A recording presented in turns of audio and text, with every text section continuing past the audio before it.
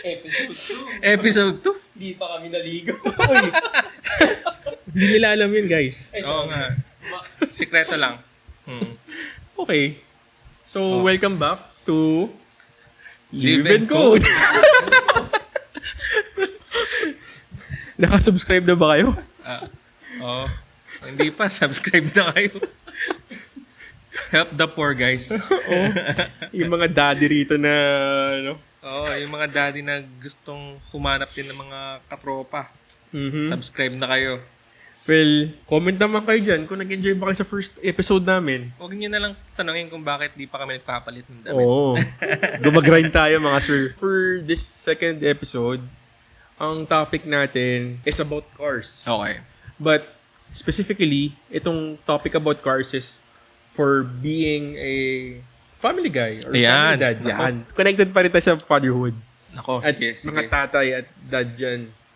Kasi mayroon tayong Caller for today.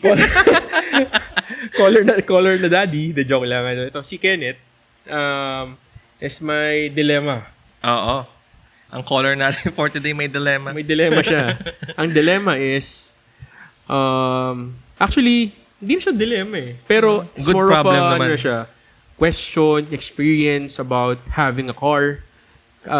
Given na, kasi, I think, maybe by this year or end of year, di ba? Or next year, probably, Oo. or first quarter, you'll be buying your car for your family. Yun. Tapos kung ano yung mga coaching na test drive mo na. Yan. At saka yung mga coaching minamata mo. Yan. Yun. At bakit? At ba? Ang hirap Oo. mong bakit, men. Ah. Okay lang yan. Bakit? Siyempre, Kwentuhan lang tayo rito. Oo. sige. Doon muna tayo sa part na to answer yung without a car. As a startup, family with a child na, no, siguro mga 1 to 6 months, di mo pa siya mafe-feel eh. Na kailangan mo. Oo, na kailangan mo. Kumbaga, ako kasi, hindi ko talaga in-eyesight yung car kagad. Kasi, kumbaga, in-establish ko muna yung bahay, insurances, yung mga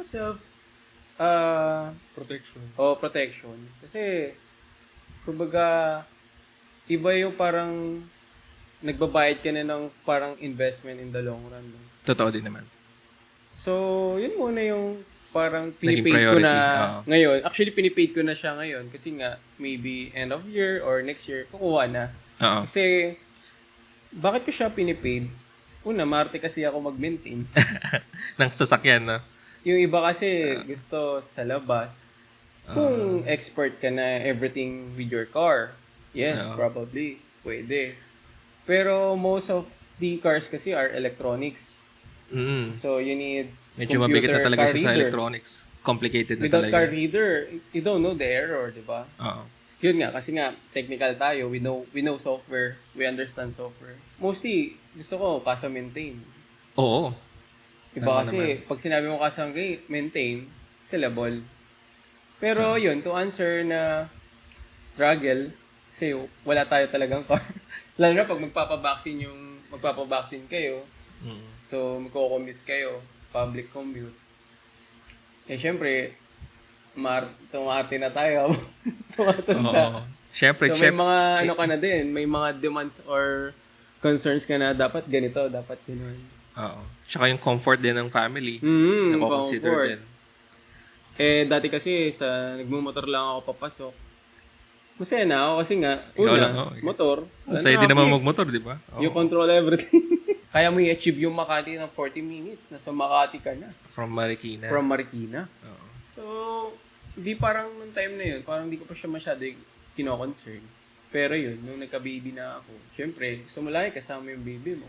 Oo. Diba? Tapos, weekend, gusto mo, may ganito ang puntahan. Parang yung baby mo, ano din, na iiba yung gusto niyang Environment. environment. Yan. Oo. Tsaka madali, di ba? Madaling mapuntahan yung mga dapat puntahan. So, ayun. Pero sa mga choices naman sa car, Yan. Ano yung mga tayo choices medyo natin dyan? madaming option. Oo. Pero, Saan ka ba leaning towards? Chinese or Chinese Japanese? or Japanese? Kung saan tayo makakamura Korean? pero mabilis. Euro? Kung saan tayo makakamura pero mabilis. Kasi, kumbaga itong car naman kasi na kukunin, hindi naman siya daily eh. Magbumotor pa rin talaga. Parang ang main thing ng purpose ng car ko is Pag family day. pang family. Oo. Family day. So, dapat yung mga kasama ko, maisama ko din. Pero mostly, kung pang-office, motor pa rin. Traffic. Traffic sa Metro Traffic. Manila. Ibang level ng traffic. Pero sa choices, Chinese car. Aggressive eh. Pangalanan mo na yung brand. Anong mga brand yan? Ngayon kasi yung gusto ko ngayon is yung MG G50. Kasi nga, naka-captain's chair siya. Sa gitna, no? Oo. So, okay siya for elder. Kasi may elder ako eh. Tapos may sunroof ba yun? Wala. Wala sunroof. siya. Di ko na yung na-cheap sunroof kasi, alam mo tayo, may mag-DIY. So, kailangan ko yung Magdi-DIY ka ng sunroof? Ano ba? Hindi. I mean, kailangan ko yung, kunyari, bibili ako plywood sa Wilcon. Sa Wilcon, nagsha-shopping tayo. Okay.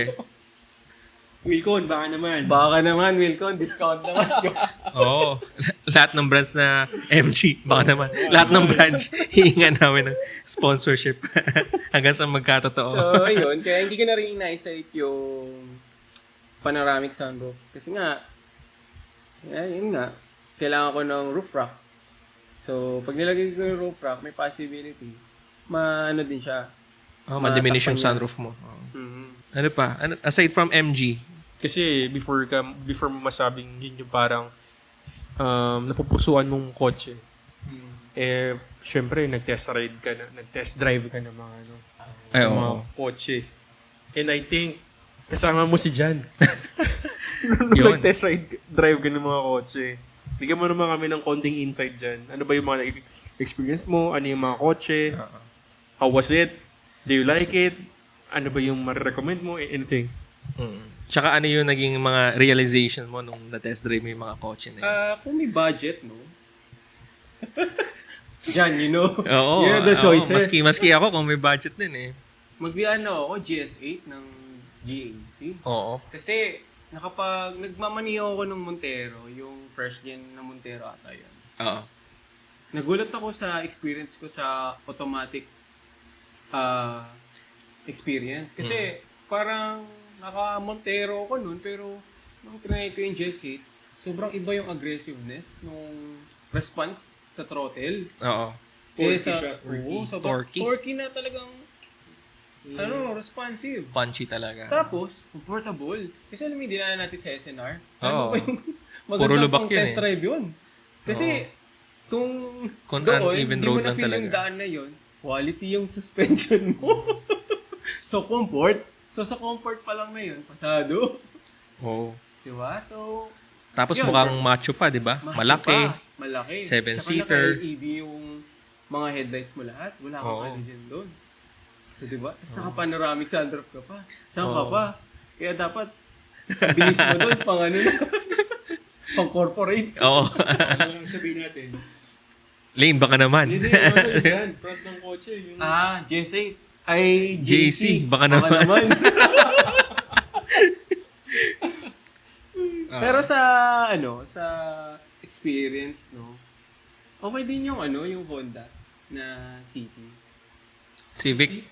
Oo, Civic. Kasi, hindi ko na-expect na, alam mo yun, nakasakay ka sa sedan, pero ganun yung, hindi para siyang SUV feeling na, hindi siya matagtag. Ang in-expect ko kasi dati talaga sa sedan, actually, nakapag-train na ako sa sedan, yung Hyundai na Accent, natatagtagan talaga kasi ako, kaya ayoko talaga nung sedan. Oo. Pero nung try ko yung Civic, kahit ganun yung lowered siya, hindi siya matagtag.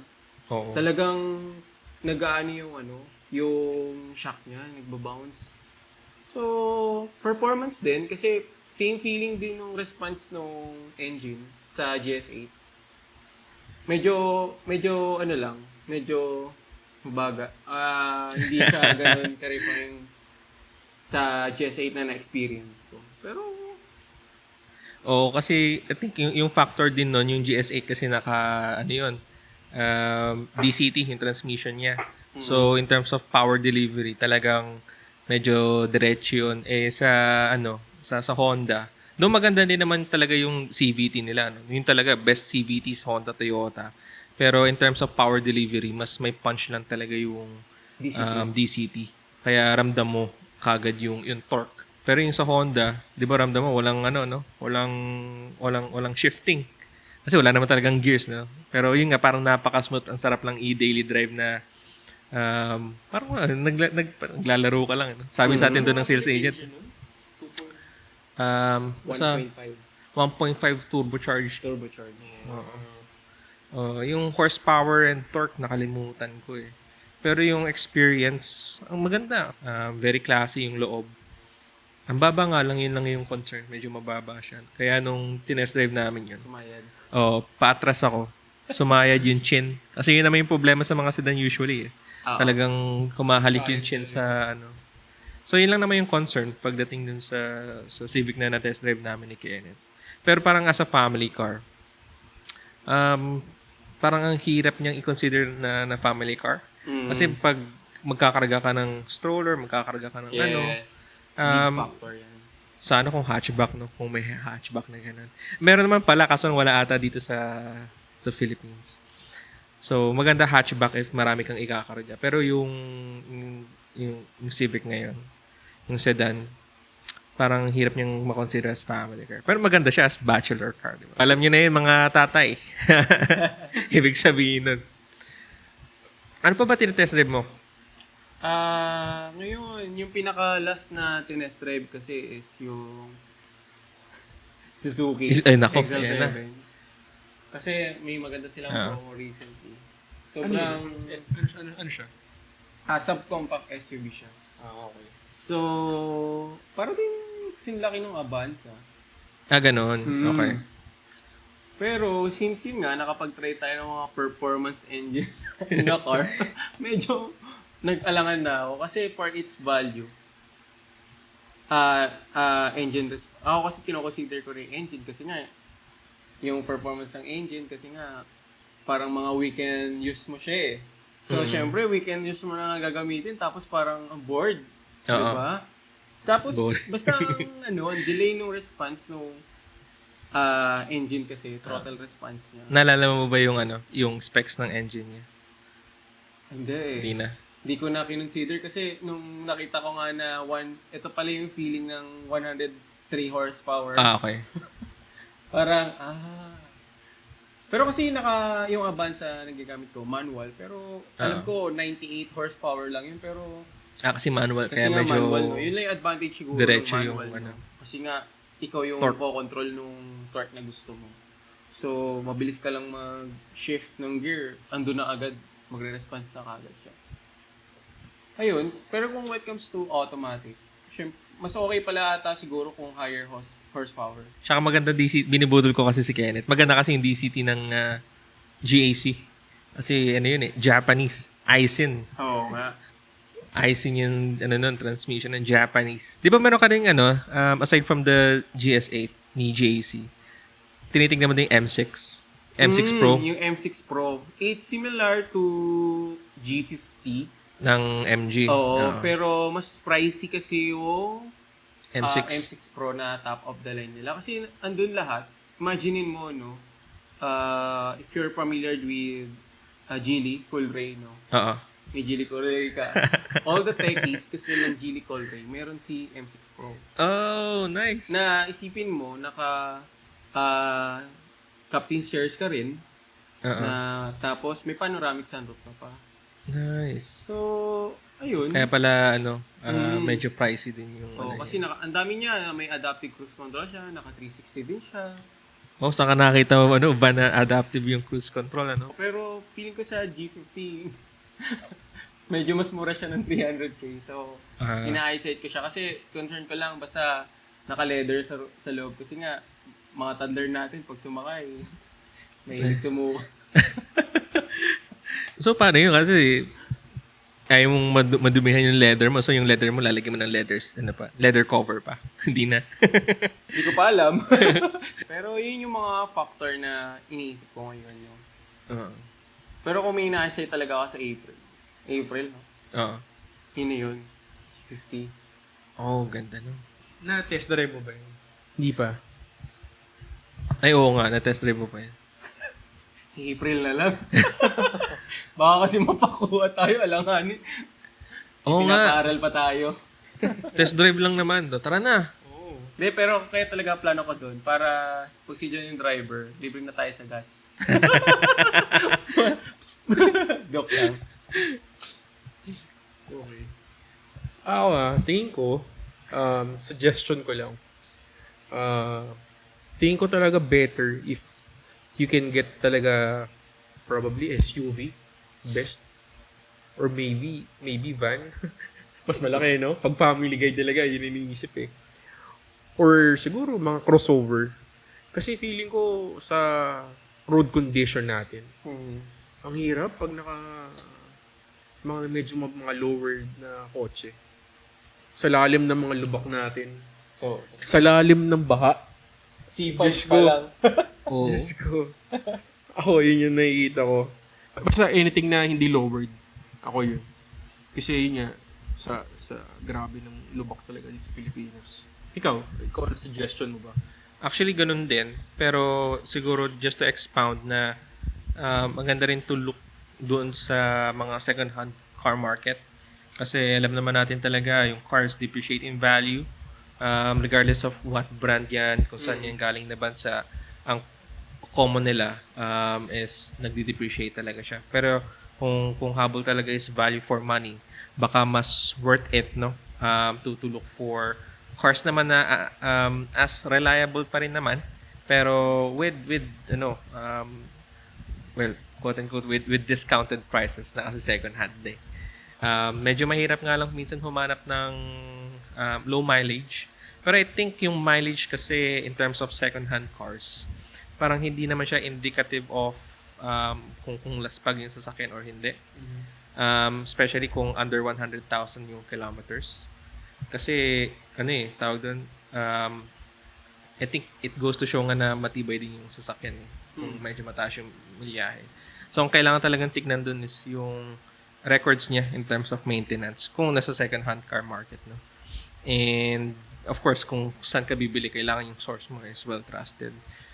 Meron mga recommendations kasi dyan na lalo na pag hindi ka car person, na maganda mag-scout ka ng mga businesses na nagbebenta ng second-hand cars na reliable. Kasi yung mga businesses na yun,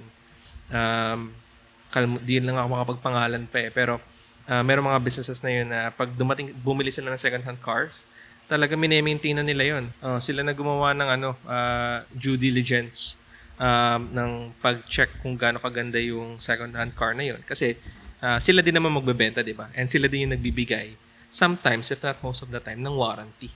So, may warranty ka na rin doon. Tapos, ang kaganda doon, pwede mo din i-finance. So, you can get parang a Fortuner for parang a good Fortuner na, of course, medyo hindi lang up-to-date talaga. Pero as good as parang getting a Fortuner now. Kasi halos wala namang pinagbago yung specs ng Fortuner. Parang if we're looking at that context. Pero sa perspective mo, if bibili ka ng kotse ngayon, sige, pag-usap. I think ang gusto ni Kenneth is more leading towards to sa brand new eh. Okay. First car eh. Tama Diba? din naman. Ikaw, sa perspective mo, anong marirecommend mo? Actually, maganda yung pinagpipilian ni Kenneth eh. Kumbaga, yung MG, nakita ko na rin siya. Pero kung doon sa pinagpipilian ni Kenneth, mas matimbang sa akin yung brand na GAC. GAC, baka naman. Oo. So, a couple of reasons why. Maganda yung, if para magre-research kayo in terms of yung background ni GAC, tsaka kung ano yung manufacturing facilities niya. Napaka-high-tech, napaka-robotic. Ultimo, pag-install ng upuan, robotic na rin. So, very high-tech, very modern yung planta ni GAC, especially in China. And of course, kumbaga, yung business nila talaga learns from partnerships din, from well-known brands like Mitsubishi, Toyota, Honda. So, kumbaga, in some way, kumbaga, yung mga partnerships nila help better yung yung product line nila. Tapos ang siguro yung usapan na lang doon is yung design, kasi sometimes yung mga design ni GAC mukhang luma, to be honest, no? Tapos meron silang mga designs ng sasakyan na parang over the top. Like yung M-Zoom, parang masyadong maraming curvature. So parang siguro looking at the car in a long-term perspective, parang how well will that design age. Kasi like for example, Honda Civic, parang ang ganda ng design niya, at least yung starting from the FC or parang FFD. Ang ganda, 'di ba? Parang nag-invest ka dun sa kotse na 'yon. Ang tagal ng ano niya, ang ganda ng pag-age ng design niya. Tapos yung ano din, Ford Everest, ang ganda ng design niya, yung Gen 1 na Ford Everest. Ang ganda ng design, kumbaga hindi siya, mukhang macho pa rin siya hanggang ngayon, di ba? So I think yun yung mga considerations, at least for me. Kaya napili ko yung GAC na parang mukhang maganda mag-age to in the long run. Kasi gagamitin 5 years and above it. Pero kung ikaw, hindi ka tightly coupled dun sa dalawang brand na yun. As in, you'll be checking the market. What car do you want? Regardless of price? Let's say yes, but it's doable right now. Doable na ko. Siguro Ford Everest. Talaga? Oo. Kasi ito, yung take ko kasi doon, very, very emotional and opinionated, no? So, yung i-share ko. Yung bago kasing Ford Everest ngayon, guys, napaka-pogi. Grabe. Di ba? Napaka-pogi. Tapos, ano pa siya, 7-seater, di ba? Pasok na pasok kung family ka. So, pwede mong isalpak doon. Kung meron kang car seat, meron kang stroller, meron kang kung ano man kailangan mong bitbitin for your family, for sure, no? Kasyang-kasya yun doon. Kumbaga, pag may nilagay ka doon ng something na hindi kasya, pagdating sa family nyo, especially pag gamit ng baby nyo, parang ang hirap makita kung ano use case mo doon. At least, in most of the time, di ba? So parang Ford Everest, and ang gandaan kasi sa kanya, ang dami niyang variants, no? So, depende sa budget mo. Doon ka sumut sa budget na yun. So sabi ko, ang ganda ng offering na yon. Ang laki pa. Macho pa tignan. Paglabas mo doon, 'di ba? Parang kailangan macho ka. So parang ganun yung yung design language niya for me na ang pogi, maganda, reliable, maganda yung suspension. Sige, let's kasi ako kumuha ako nun dati sa BGC. Talaga ba sa BGC mo Sa BGC ako kinuha? Talaga? Baka naman, di Auto Hub yun eh. Iba. Baka naman. Ayun, trivia. Ako kasi kumuha ako ng yung car ko naman, Everest. Pero yung old model. Okay. Gen 2 ba yun? Ewan ko. Di ko alam eh. Basta yung mga 2017 model. Bago naman na yung mukha niya. Pero iba talaga yung itsura nung ngayon. Oo. So parang ang boxy niya na parang ang luwag nun. Tsaka ang laki niya compared to compared to your model, di ba? Set your expectations lang na pag medyo teke talaga kahit anong brand yan. Medyo expect glitches lang. Pero yun nga. Ako, masabi ko sa ganyan. Kasi hindi mo makakontrol yun. Oo. Lalo na electronic car. Oo. And sa case kasi natin, ang labanan talaga, feeling ko mostly, features ng kotse. Oo. To the point na, kung makikita nyo, futuristic na talaga eh. Oo. Even nga pati hybrid cars. Hindi pa nga tayo nag-dwell dyan. Hybrid cars, full electric, iba rin. Oo. Di ba? So, I would agree. Meron kasi mga parang maselan na, or porket may nangyari, yan, nag-restart bigla yung infotainment mo, head unit. Parang parang ang pangit na kagad ng experience niya. Normal naman yung phone nga nagre-restart, di ba? Head unit pa kaya, di ba? So, parang set your expectations na though, kumbaga, parang 90 to 95%, if not, siguro sagad na natin, 98% of the time, it will work just fine. Yung mga minor glitches na yun, parang it won't parang hinder you from moving from A to B.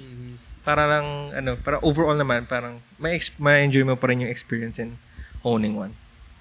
Okay. So, given that, kasi ang Everest ngayon, I think, normal engine pa rin siya, hindi naman siya hybrid eh. Oo. Sa inyong dalawa, tanong ko, anong insight nyo sa mga, kasi mainit ngayon sa market, electric eh. Oo. Anything na about electric, hybrid, di ba? Sige, Oo. ikaw dyan, ikaw Kenneth, anong masahe mo? As of now kasi, yung mga electric cars natin, siguro related doon sa phasing ng software development cycle natin, no? Oo. Siyempre, nag-develop tayo. We know naman na once we produce a product, the always main QA or the tester is the actual user. Diba? Oo.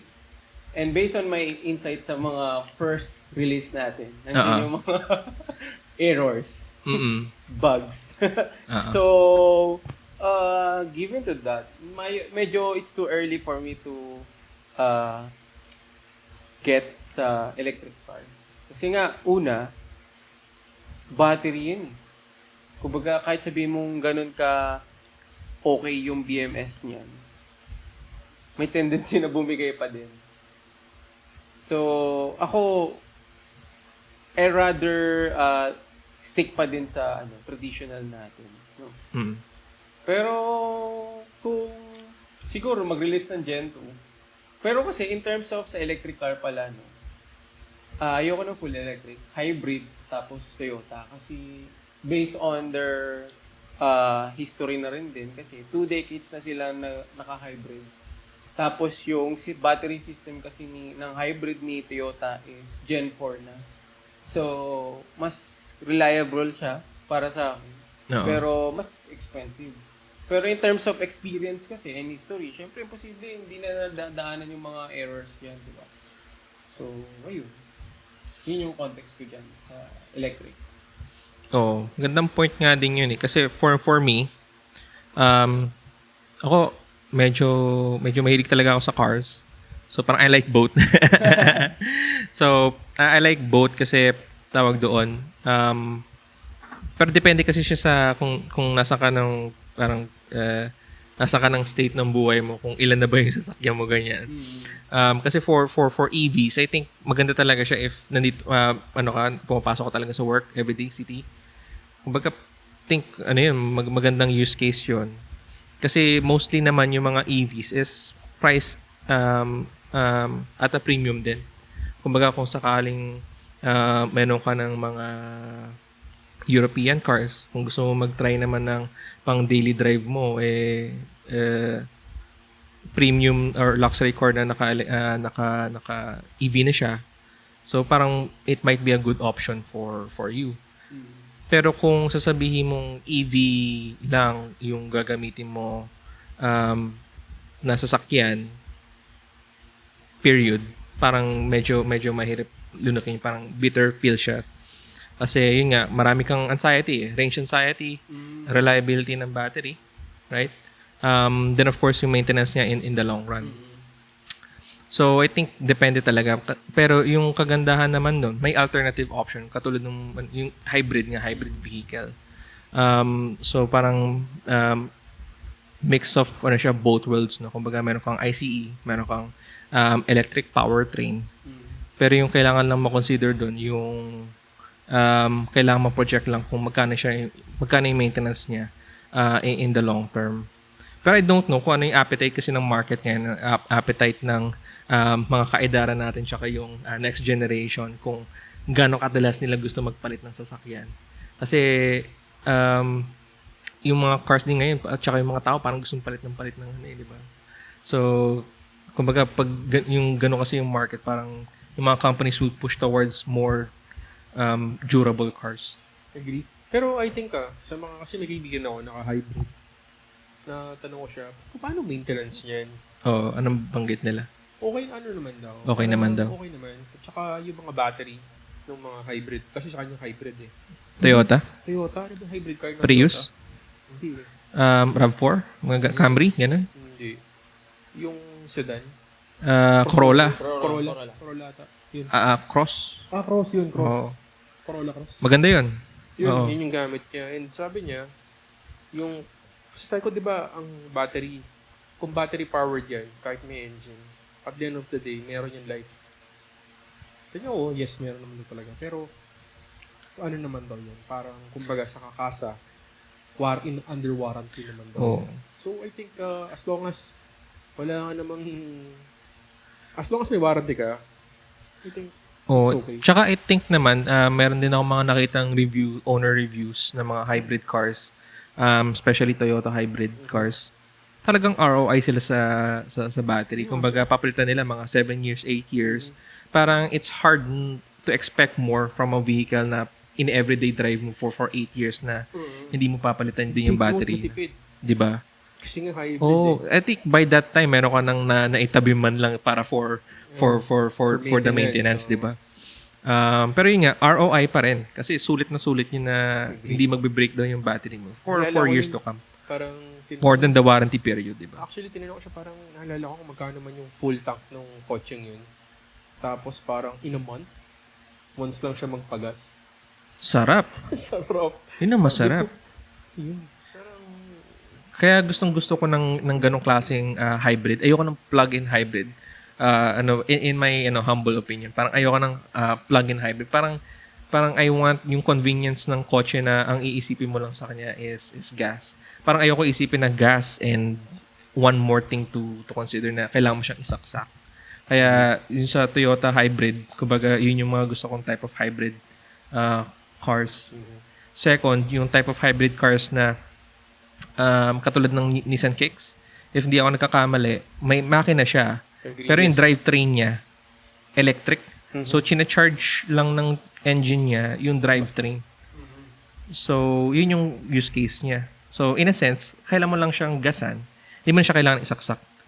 So, yung mga ganong klaseng use cases for hybrid vehicles, yun yung I think would parang propel more compared to full electric. full electric tsaka plug-in electric vehicles. Okay. Oo. Yung mga PEV. Tsaka yung mga REV, yung extended range electric vehicles. It's basically plug-in hybrid. So, wala din.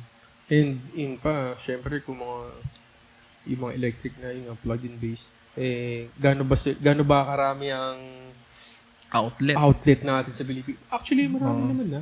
Nakikita ko mga mall ngayon, mayroon na eh. Oh, kaso nga lang, kung mapapansin natin, puno din. Oh, actually, Puno. ngayon, nakikita ko mostly, may mga ano na rin talaga eh. May mga nakapark na. And usually, around sa mall, 2 lang. Oo. 3. Puro BYD. Oo, BYD. Puro BYD kasi... Oo. Pero ang pogi, guys, ang pogi ng Sea Lion. Ang laki ng sasakyan na yun. Pogi. Pero parang when you consider that as a family car, siguro magandang siya kung meron ka alternatives talaga. So, question again. Kung bibili kayong kotse, anong use case nyo? Parang, syempre for family use. Oo. Matic yan. Pero, ano yung parang pinaka main reason bakit ito? Kunyari ako, I'm leading towards comfort. Kasi for me, currently naka-Everest ako. Yeah. Ako, masabi ko, comfort talaga. Comfort as in. Oo. Tsaka ROI mo na yun, pare. Tibay. Sobra. Basically, yun yung sa akin. Comfort. Ewan ko, si Kenneth, performance ka, di ba? Oo. Leaning to performance kasi yun nga, it's a weekend use only eh. And yung daily ko pa rin naman is motor.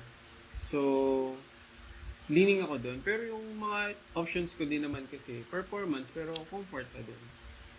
Leaning din kasi ako sa performance kasi gusto ko lang pag magre-respond. Ako kasi yung driver na pag gusto ko overtake kasi 'di ba sometimes nasa fast lane tayo. Example kanina nasa fast lane pero ito 10.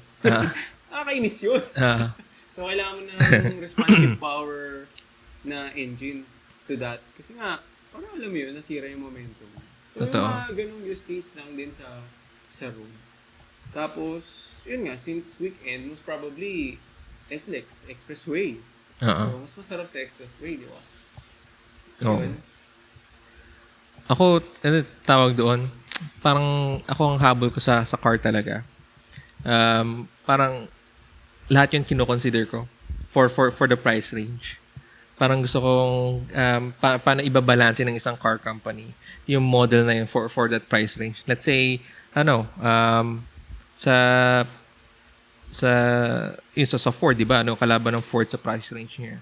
Medyo upmarket yung Fortuner. Tapos mga kalaban niyan, sino pa ba? Montero Sport, ganyan. Pero yung value for money, 'di ba? Kumbaga, sino ba pinaka-techy? Sino ba pinaka-maganda yung interior sa loob? 'Di ba?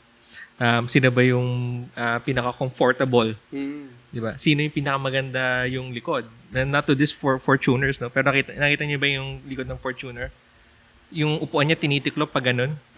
Hindi siya flat, hindi siya parang 60-40. So, 'Di ba? cubic meter nung Oo. yung mga sulit. For depende na lang sa variant. Kumbaga you can see na well, di ko lang alam yung price range nga, pero most probably mas cheaper pa rin siya. Offering all of those features no against yung mga sa rivals niya. Akin value for money talaga yung habol, depende dun sa price range. Kaya din naman ako nag-cool racer ko parang for the price. At that time na you can't ang hirap humanap ng iba pang cars in the market that rivals it. Same price range. Oo. Agree. Diba? Sulit yun kasi ako parang as a car enthusiast gusto ko lahat meron, di ba? Performance, comfort, di ba? Techy, ganyan. Malaki, maliit, ganyan. Depende lang sa price range. But parang paano babalansin lahat ng aspects na yun based on the price range? Okay. So, good insight ulit yan. Tingin ko, another question. Kasi sa ating mga... Laban! Sa mga tatay eh. Oh, For sure, meron tayong mga dream car. yun. Yan. No, Ano bago dumating yung mga dream asawa car? natin, Oo, kasi pag-usapan natin yung mga dream pumunta car. Sila, pabalik na. Pero Pabalik it's okay. na. Sabi ko, what's your dream car? And then, just a short explanation bakit. Oh. Maybe you can start?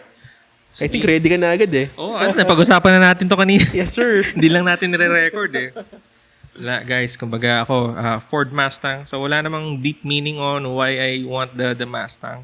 Pero ano lang, when I see kasi yung Mustang, lalo na yung mga previous models. Yung current model kasi ngayon, full screen na eh. Kumbaga, digital talaga siya eh. Pero pag nakita kayo ng Mustang na muscle car talaga, analog gauges, no? And everything. 5.0, 5-liter na Coyote engine na V8 na nagre-rev yung straight pipes niya. Kumbaga, for me, parang yun yung American muscle talaga na Finish. masarap pangarapin. Finish eh, na. no? Finish na. Of course, yung ride din naman, very comfortable. Di rin siya ganun ka-lowered no, compared to other parang sports or muscle cars in that price range. And wala, super sulit lang niya in terms of design, performance, di ba? Agree. And yung ano niya, history din niya, no? Kumbaga Ford is one of the early car companies that released a muscle car. So, talagang meron siyang history din that goes with it. So, sabi ko, ang ganda. Pogi, di ba? Pero yung nga, main reason, pogi kung pogi. Dream car niya eh. Dream car talaga. A muscle car. Ayos. Sige, ako na next. Oh, ano sa'yo? Ako dati, hindi kasi ako masyado sa kotse, into kotse. Kasi currently, I'm into motorbikes eh. Oh. Pero siguro kahit magkaisa, 86. Actually, marami. Magandang Marami akong 86. gusto eh. Gusto ko rin nga yung Subaru, Mustang eh. BRZ, yung twin Eh, niya. gusto ko rin yan, men. Kasi Oh. magkabukalan naman sila eh. Yung twin. Ang dami kong gusto. Oo. Gusto ko rin ng nakikita Subaru. Yung WRX? WRX. Oh, no, magandang sedan Men, yun. all-wheel drive. Oo, tsaka ano yun? Boxer engine yun. Boxer. Same with, kaya ako nag-86 or BRZ kasi gusto boxer. Man. Mm-hmm. Tsaka maganda yung straight pipe din yun if ever pag minod mo. Ang kulit niya, 4-cylinder siya, yes. Pero pag minod mo, ang ganda din. Maganda. Pogi. So ako yun yung gusto ko. Siguro, Tsaka pero pag tinignan mo yung price niya, parang abot kaya. yes. Oo. Doable. Doable. Mhm. Pero pag mga out of this world, dalawa lang naman siguro yan. Ano yung trip mo? Siguro mga Lambo lang naman yan or mga Ferrari. Oo, totoo. No? Pero ako, kung mangangarap ako kung nakita niyo yung bagong Pagani, Okay, Pagani okay. Utopia, Mhm. ang ganda. Parang ano siya, mix of being a sports car, luxuries yung sa loob, tapos mechanical talaga siya. So yun yung gusto ko. Handmade ata lahat ng Pagani. Parang. Parang ano, tsaka kasi parang ano siya, parang, Kasi napakamahal. Parang basta. $3-5 million. Ay, Sarap So, mangarap, guys, guys. Baka naman. Oo nga, baka Pagani, baka naman. wala pang Pagani dito. Wala, hindi mo alam, marinig tayo. Yung Bugatti pa na nakita natin dito sa Pilipinas, smuggled pa. Yung nasa news, nakita niyo ba yun? Smuggled pa pala yun. Ikaw, Dream car. Dream car? Oo. Actually kasi ako, DIYer, kasi ako, mindset. Oh. So, everything in my home, I want it. excavator ba yan? Oo. Hindi naman. I mean, lang. gusto ko lang yung nagsha-shopping ako sa mga Home Depot. Alam na. Recon, Ford Raptor ba yan? something like that. Oh. Mga ganyan. Pero Pogi ngayon din kasi napopugian ako kay Isuzu D-Max.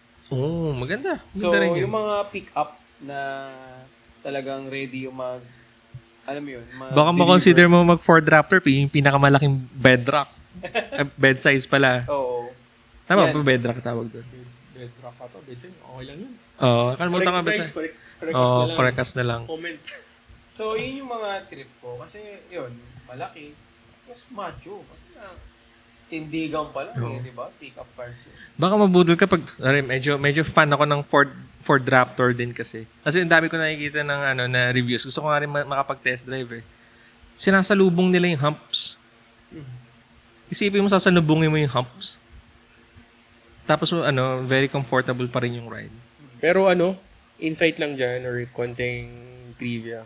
Kasi may kaibigan ako naka-Raptor. Oh, kumusta? Sobrang solid, men. Tsaka meron siyang feature, di ba, by turbo yun. Oo, by turbo. Pwede mong in-enable or disable yun. Yung Kunyari, dalawang gusto- turbo? Oo, kunyari gusto mo isa lang. Oh, Pwedeng dalawa. Nag-iiba yung tunog, legit. iba. So, yun lang. Oo. So, Tapusin mo na to. Nandiyan na yung mga asawa Nandiyan na. na yung mga asawa namin. This is just a quick Quick discussion podcast lang about cars.